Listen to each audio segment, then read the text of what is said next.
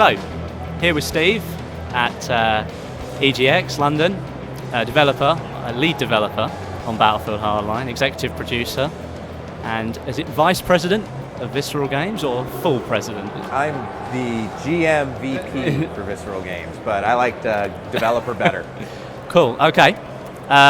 So briefly, how did you come to perceive the idea of Hardline? Where did it all sort of start? Well, I guess you'd have to go back to a few years ago when I was at an event with some other general managers for the company, and we were meeting in Barcelona where we were looking at all of our games. We had like an event where we got to see each other's games and check them out. And I got to meet Carl Magnus for the first time. And we were just talking about each other's games. He was a fan of Dead Space, and I've been playing Battlefield since 1942. And we just got to talking about how cool it must be to be able to make Battlefield, but have it be different every time. So go from World War II to secret weapons, to Vietnam, to 2142, to modern day, to Bad Company 2, but still retain what is great about Battlefield, which is the multiplayer and that great rock, paper, scissors aspect to it. And that was really interesting and appealing. From my perspective, I'd worked on 4 Dead Space games, and I love those games. They're amazing. But as a developer, when you work on something for so long, you kind of want to refresh. You want to do something a little bit different, just to kind of keep things different. Yeah. And so that was a really cool, I thought, about Battlefield. And as we were talking, the more we were talking, we just got into the conversation about different things you could do in Battlefield. Yeah. And I kind of was like, one idea would be make like a cops and robbers game. And he laughed and said, we'd actually talked about that at DICE a few years ago, and we thought that would be really cool, but we didn't wind up doing much with it. We did some prototypes, but we had to get back to the regular stuff we were doing. So at that point he said, would your team want to do something like that? And I replied with, well, are you kidding? That sounds pretty awesome. So that was like the beginning, but before we raced into making Hardline, we both agreed that it was important that we first understood how to use Frostbite, because we weren't using Frostbite at the time.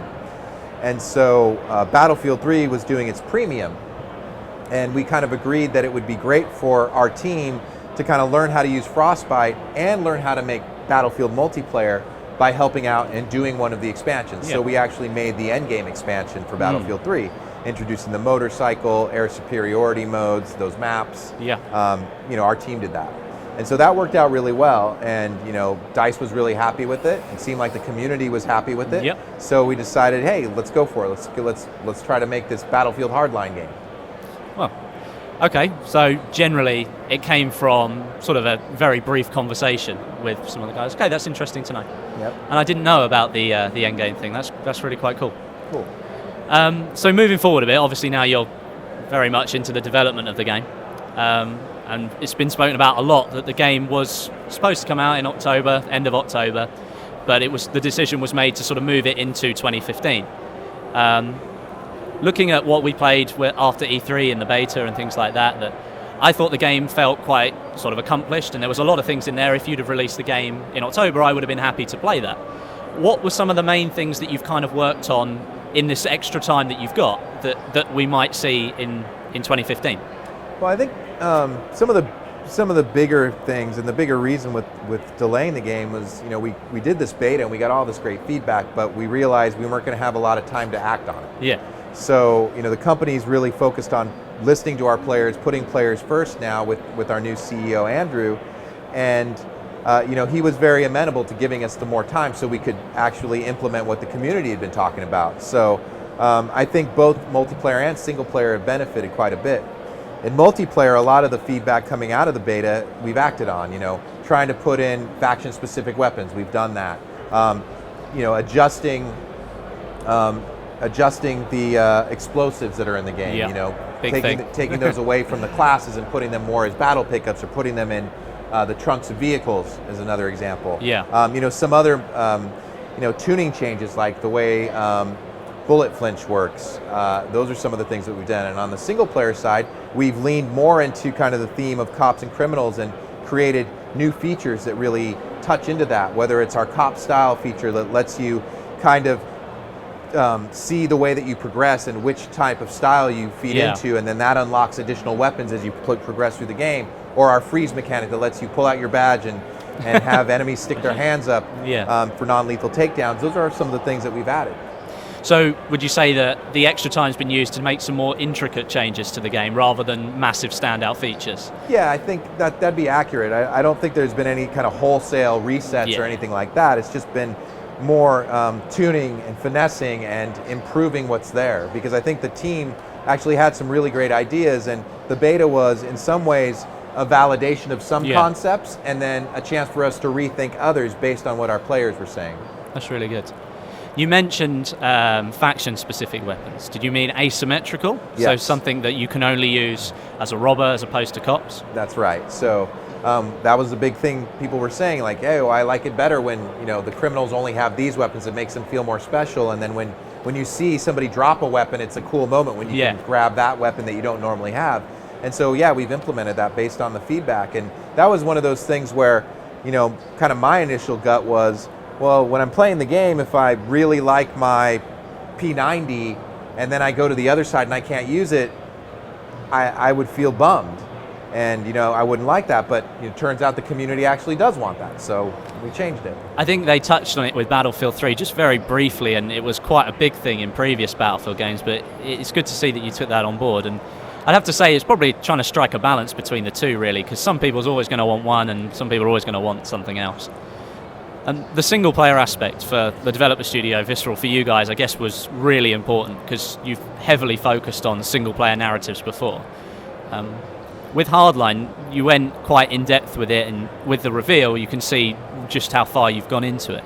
Just sort of thinking, like, in terms of playtime, are we looking at something that we're really going to invest ourselves in, or is it something shorter and drawn back, or have you really gone for the full single-player experience? Yeah, we've absolutely done our best to deliver a full single-player experience.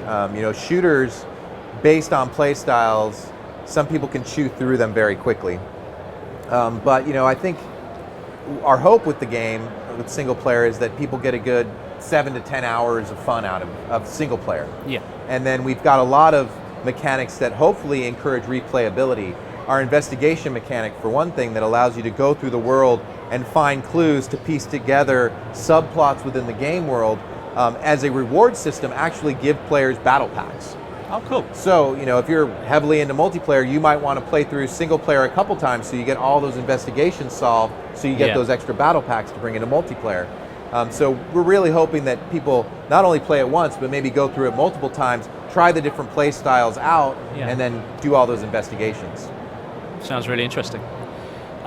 Something that I picked up on recently that Thad, one of your colleagues, has mentioned on Twitter, that one of the changes you made to the game that I've seen today is that rebalancing the classes. Yep. Moving sort of ammunition back to the assault or the operator class, and moving the medic kit across to the other class, and sort of reflects Bad Company 2. Do you guys see Hardline as in a similar vein to Bad Company, as it's a sort of a spin-off kind of thing? Do you find that you're sort of in the same position there, where you can play around with some of the things that are now quite common in the series?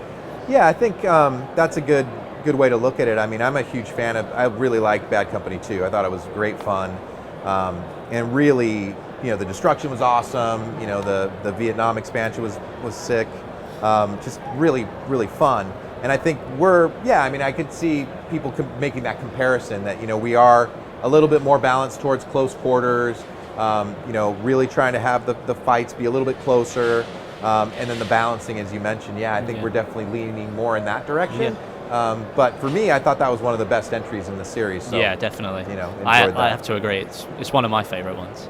And really, just to finish off, I just wanted to sort of get some general things. Are you able to tell us how many sort of maps and weapons we're likely to see with Hardline when it ships in 2015? Yes. I think I already revealed the number of weapons. Scott, is it 44 weapons? 64 weapons. Okay. Yeah. And 9 maps. 9 maps, okay. And at this time, I take it you're probably not going to discuss any future plans for any additional content after release? Not yet, but in the future, I'll be happy to talk about that. But for now, we're just focused on, getting those 9 maps. Great. Yeah. Getting our getting all the modes that we have. We've got 7 modes, and there's still one we haven't really talked about. So, 2 returning modes: Conquest and Team Deathmatch, Rescue, Hotwire, Blood Money, Heist, and then the secret one we haven't talked about. So that's 7 game modes, 9 maps, a nice, long, healthy single-player campaign. We've got a Full really game big there. game Yeah, there. big game there. Well, thanks very much. It's been really good to talk to you. You bet. Thank you. Thank you.